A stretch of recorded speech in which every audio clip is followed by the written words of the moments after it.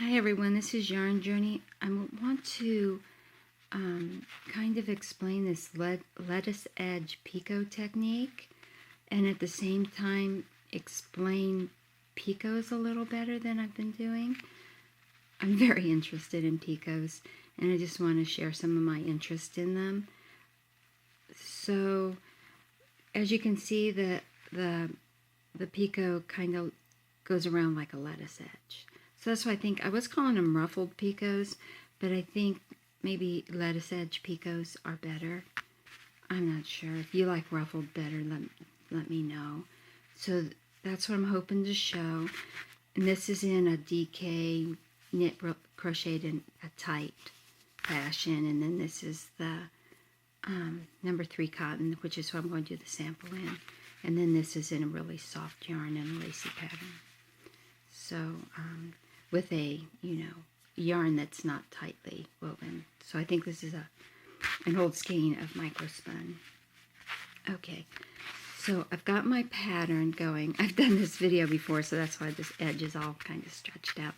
I've got my pattern going, and I'm going to, this is the wrong side, so I'm going to go to my right side, and I'm just going to put the picot, let's zoom in a bit, see if I can stay in frame a bit. Sorry about this. Okay, and I hope that I can stay in frame. I've moved the camera a little bit. I'm hoping that'll help. Okay, so this pattern is I go through the V's with double crochets or trebles if you're in the UK. Okay, so I'm going to yarn over once and go in, and I'm going to put a picot on every stitch. I'm not doing a row of singles on the edge, but you can, if that's more comfortable for you. So I've got my 3 picot chains. Let me zoom in a little bit more.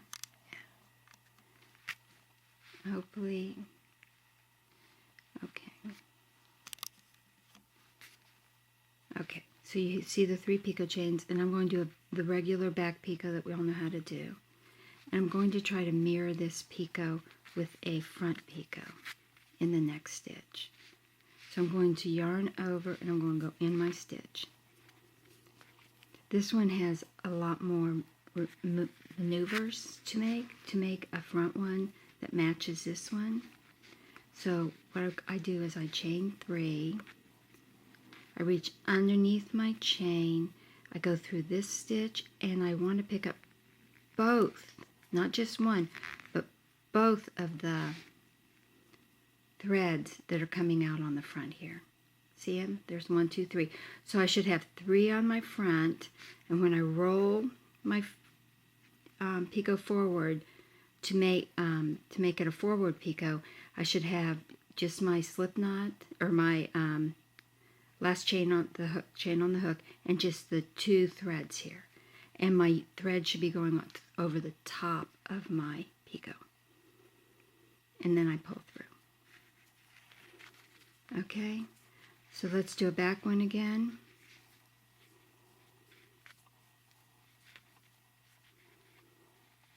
Am I out of frame? 1, 2, 3. And I'm going under 2. Notice that I have 2 threads here, plus my loop that was on my hook, plus my thread is going on top of my picot.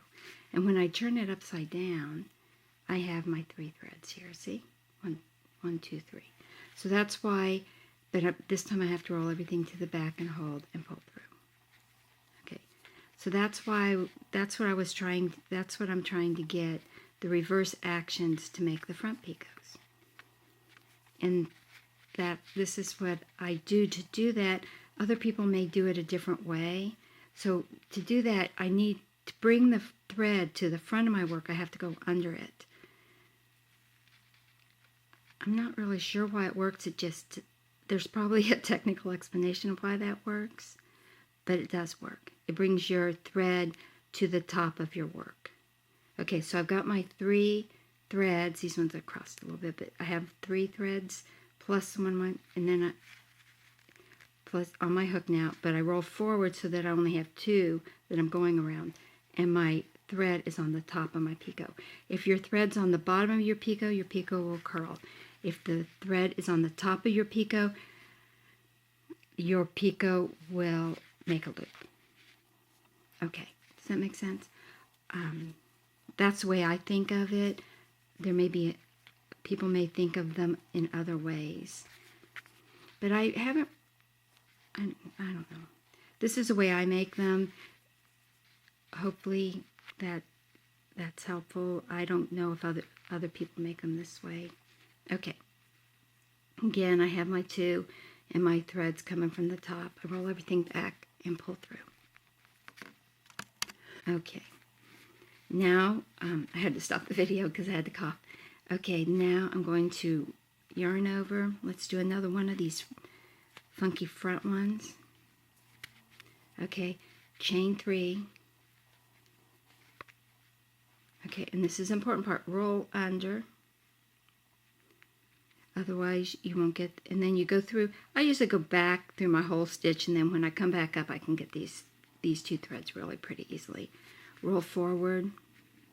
But I mean, they're not as easy to get as the back picot, just getting the 1 thread. So it does take a little bit of effort. So that's why I don't make these front loop picots very often.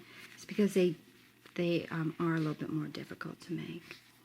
But for this lettuce edge, I like them better than doing the curl picots. As you can see, they just are softer. Okay. Softer is the right word for it. I'm not really sure what the right word is. Okay, so I'm going to go and make a back picot. So I have to just go under the 2, and I roll back, and I come through like this. Then to make the front one, I come through. I have to remember to bring my, to do my 3 chains for my picot, and then I have to remember to bring my yarn to the top. Then I'm going to go under my whole thing and come back up and just get my 2 threads. Then I'm going to roll over so that I have 2 threads on this side. Then you might want to hold this thread out of the way so it doesn't get caught. Then I'll go in my next stitch and can make a back picot. I'm hoping that the video, the lighting is okay, that you can kind of see this, because it is white yarn. I've gone through most of my other colors, but I have another video to make, and the sample is attached to the green ball right now. Okay, so, let's do another front one. I think you're getting it.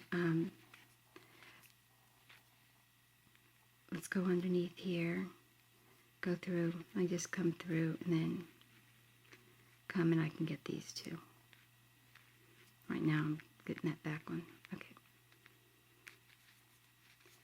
And if you're crochet tightly, those are going to be harder to get.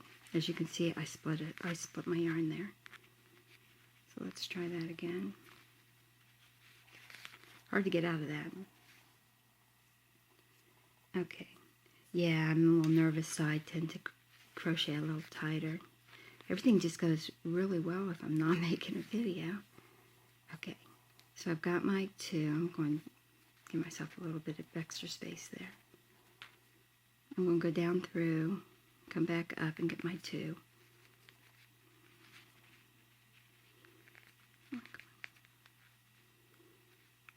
They're right there.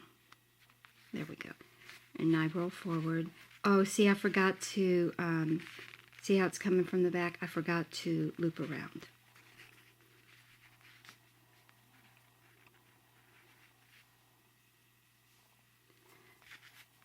Okay. My husband says I should leave the mistakes in so that everybody sees that, that it happens.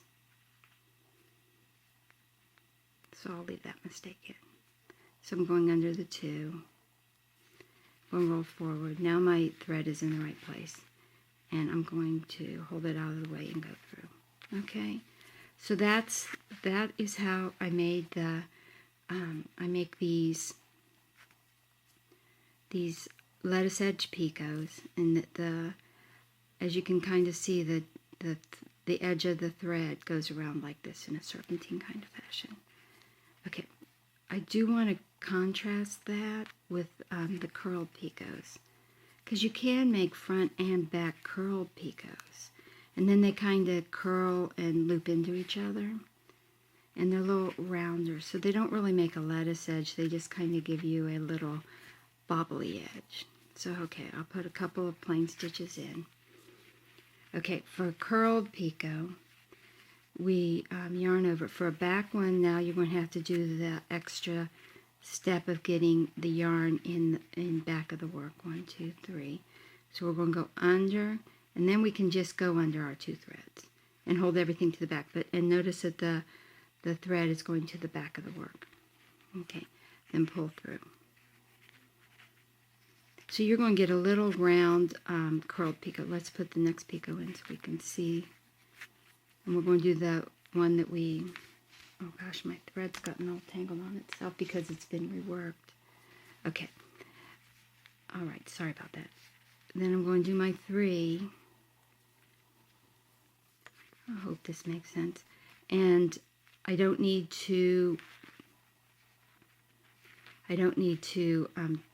it'll automatically go to the back of the work. So, but I do need to come in and get my, because it's a front picot, and I just want 2 threads on the other side of my hook, and I want 3 threads on the front and 2 threads on the back. So, and see how the thread is between the work and the picot. If it's between the work and the picot, it's going to be a curled picot.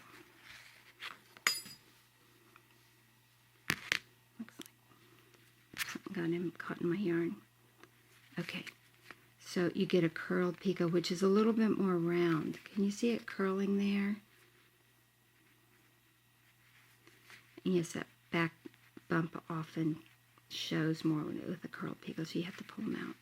And then this one is a curled picot that's coming from the back. You see it? You sometimes have to straighten them out, but they're see, it curls like this. See how it goes, I don't know if you can see with the lighting, it goes like this. And then the front one will go like this, come in, and it curls around. So you can get front and back curled picots. Let's do another back curled picot. Okay, so I do my 3. I have to reach around so that the thread will come between the work and the picot. So there's lots of ways to think of it, the thread between the work and the picot, or underneath the picot,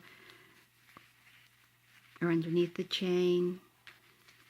So that's how you do a back curled picot.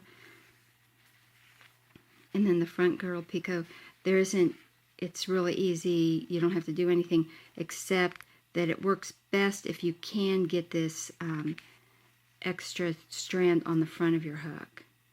It just makes it a softer edge. If you do just these front 2 and you're going over 3 when you turn this over instead of 2, it just makes it a little more threads inside the stitch, so it makes the edge a little hard.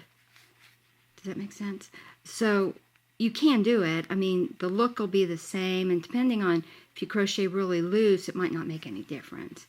But if you crochet a little tight or something, you'll get that feel, and you'll feel that it's hard because you've got that extra layer of thread in there. So this is just Yarn Journey's way of making picots and understanding how they're made. So I'm doing a back one, so I have to reach under, and then I just can go through the 2. And other people might do them differently and understand picots differently than this. So anyway, so the front one, just go under the only trick of that one is to come up and get your 3 threads. Which after a while, you'll get into a pattern of doing that, and it doesn't take as long as it looks like it's taking here. Okay. So in the next stitch, I'll just put a plain stitch. Now you can make all those picots on the chain, all 4 of these picots on a chain too. I tend not to make them because the back curled picot or I sometimes use the back curled picot because it's just so round. So if I want a really round picot and I'm matching it to this front curled picot in a certain way, I will use this one. There is a problem with this front looped picot. That is the reason I don't really use it much on a chain. So here's your back loop picot, right? You do the 3 and you go under 2 threads. Everything's on top. You hold it to the back and pull through. Okay, that's the regular picot. And there goes my ball of yarn. Okay, so I'm going to do 3 chains. Now the front one, I'll show you the problem with it, is the reason I don't use it. I have to reach underneath my chain, just go through 1 stitch, because it's a front, and roll forward. The thread's on top, and then I continue on my 3 chains. Oh, I'm off camera. I'm so sorry. I'm, trying to concentrate here.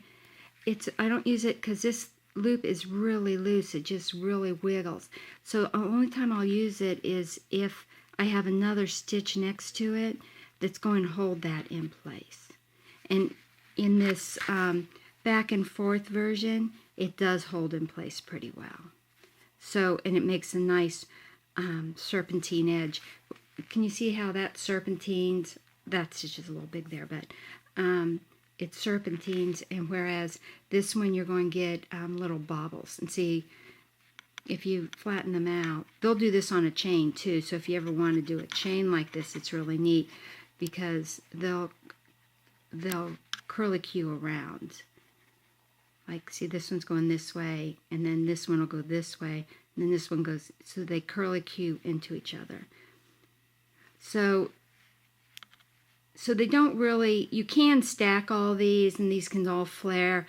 The back curled picot flaring around, 3 picots of this in a chain, and then 3 picots of this. That's pretty, rather than doing the other ones that I showed in the last video. That's pretty. These ones not so much. So they all stack. You can do everything you can do with one picot with the other picots.